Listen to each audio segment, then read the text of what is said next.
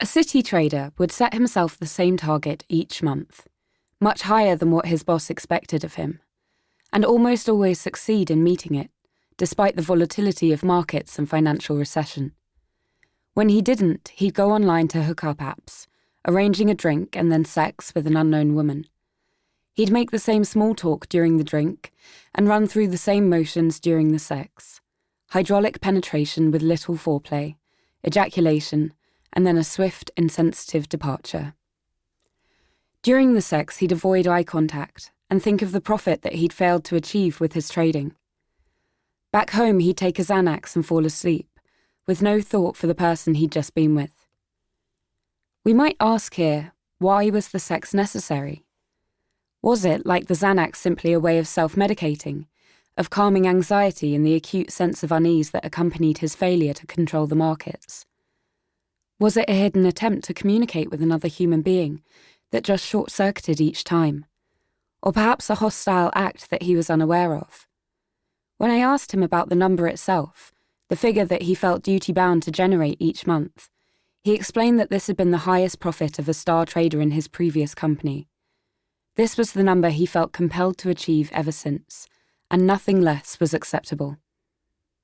The sex acts that took place when he failed could thus hardly be taken as expressions of some basic sexual instinct, but on the contrary, as treatments of his failure to be equal in some sense to another man.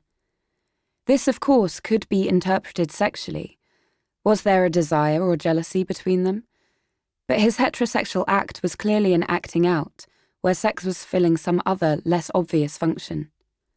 The repetitive, unchanging nature of the sequence suggested that the identity of the woman was unimportant to him, that something else was being played out each time, something that looked like sex, but was never just that. This might seem like a kind of strange reversal of psychoanalysis. Analysis was once famous for seeing sex in everything. Physical and psychical symptoms were explained in terms of unconscious sexual desires, and it meant that if you met an analyst at a drinks party, you had to be careful what you said. Sex was the unspoken secret of just about everything, shaping both personal relations and the wider social dramas of war, politics, and culture. Yet as the American critic Kenneth Burke asked in the 1930s, what if sex itself were the cover for other, even more important motivations? If men, for example, are said to think about sex every 7 seconds, are they actually thinking about something else? Or indeed, could thinking about sex be a diversion from other, less palatable thoughts? Later research claimed that the 7 seconds was more like once every 1.5 hours, and, more generally, that thoughts about food were just as or even more significant. This obviously depended on where the person was in their life, a baby, an adolescent, a senior, and on a host of other factors. But it raises the question of what we are really thinking about when we think about sex.